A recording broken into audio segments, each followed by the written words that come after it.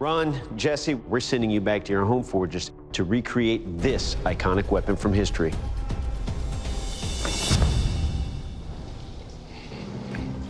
The Inigo Montoya-inspired rapier.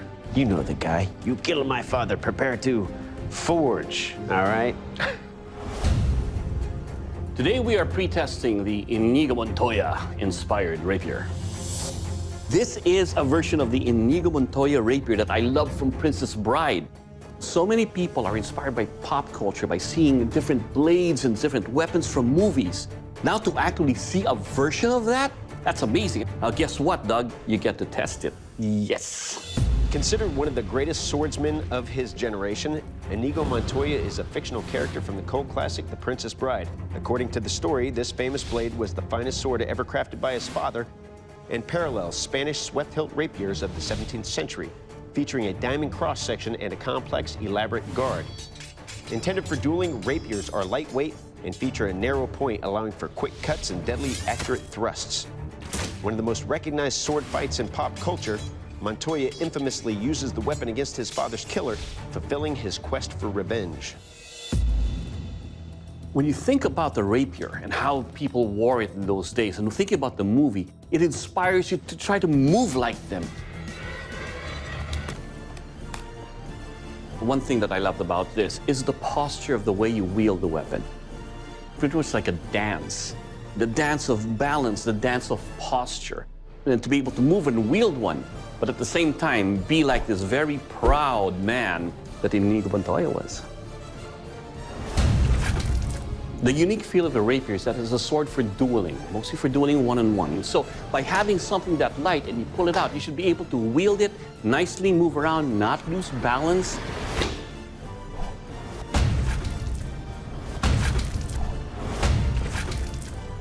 Some weapons you see out there, you can tell these are just butchering weapons. I mean, for mass melee and fighting. But you can see also that there's some weapons that are created for finesse. Sometimes they say, sometimes you're a butcher, sometimes you're a surgeon, where everything you do is with a light touch, but just as deadly as one that is very wide in its chopping motions.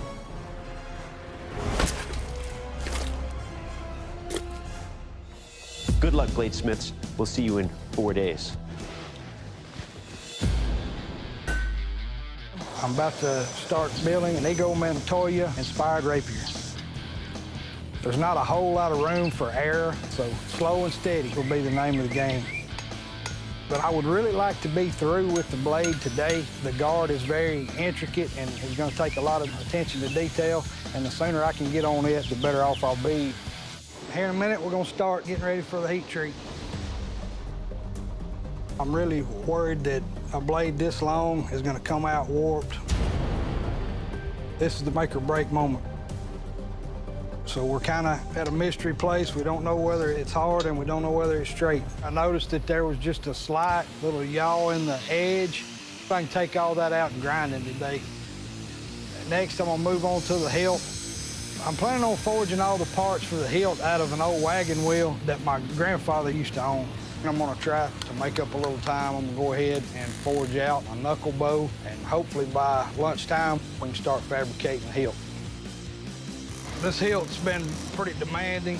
There's about 6 different pieces here. We spent a lot of time trying to make sure everything was dialed in. My hilt all came together pretty nicely. Just pulled it out of the etch. Everything looks good.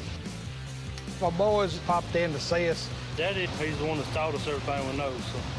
That, you'll never hear that again. That's the only time they'll ever admit that.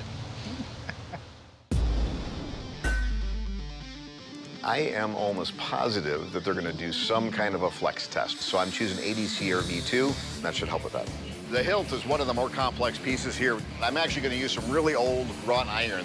One of the really nice things about wrought iron is that it's beautiful. My plan is to acid etch so you can see the lines around this thing. I'm working on my normalization. This is make or break. If it works well, I'm all set. I grab hold of it with another pair of tongs and go for it. I am very pleased right now to have, at the end of day 1, a quenched blade ready for temper. My goal is to actually get done with the blade today. It leaves me 2 days to work on all of the embellishments. I may get into doing some of the hilt work today. I want to see how it goes with the grinding. If I overgrind, I could completely destroy the blade. There's a reason that it took Inigo Montoya's father a year to make the sword. There are so many pieces to this. Now I can focus on getting that really complex handle and hilt all together. I'm forging out these bigger rings that are on the side of the hand. That's eventually going to become this really complex basket. Not perfect, but for day 4, I'll take it.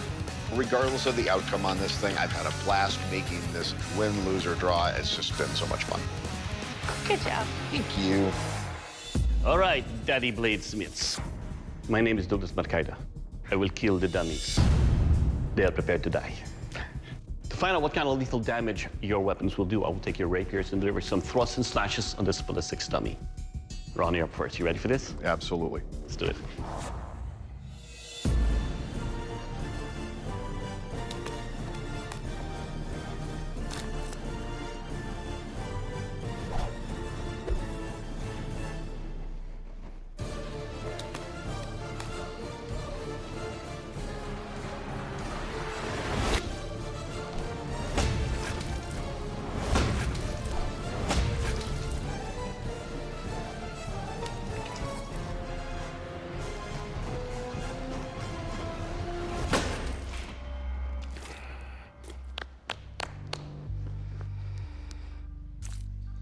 All right, Ron, let's talk about your rapier here. It is a little bit on the heavier side, but it's wieldable. And with a nice swish of a slash, it cuts deeply. Overall, sir, your rapier, it will kill. Good job. Thank you. All right, Jesse, it's your turn. You ready, sir? Yes, sir.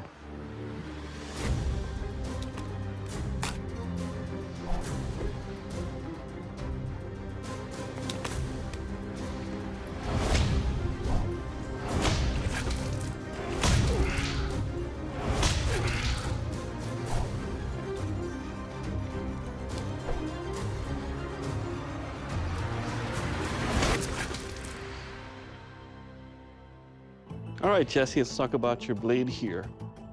It's about the same weight. The thrusts penetrate all the way. And to slash, well, deep cuts. Overall, sir, your blade will kill. Thank you, sir. That's what I came to hear. All right, gentlemen, it's time for the strength test. And yes, I am going to torture your blades. Ron, you're up first. All right.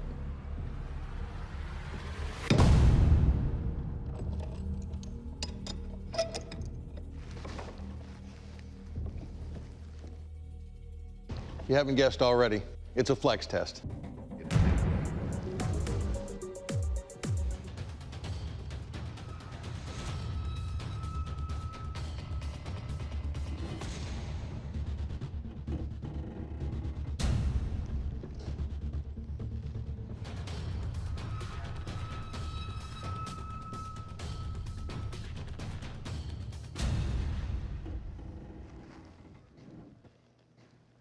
Good job, man. Good job.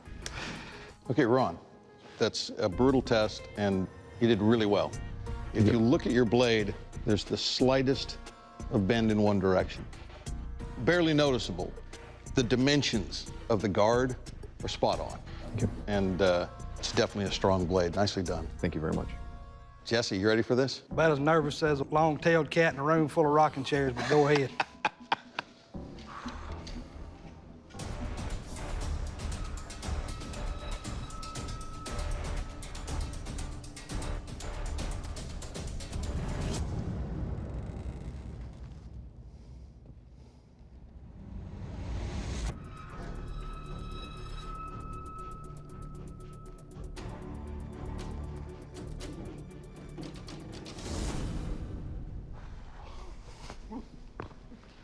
First things, Jesse, the guard's in the proper scale.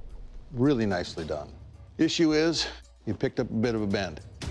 Still completely functional, usable blade. Well done. Thank you. Bladesmiths, this is the sharpness test. This is all about how sharp your blades and what it does to this dummy. Ron, you're up first. You ready for this? Yes, sir. Let's do this.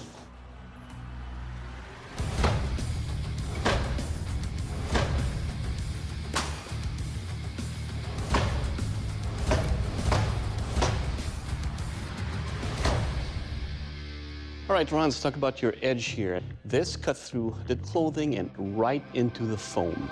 And of course, when thrusting, it goes deep. Overall, sir, it will cut. Thank you. All right, Jesse, it's your turn, sir. You ready? Yes, sir. Let's do this.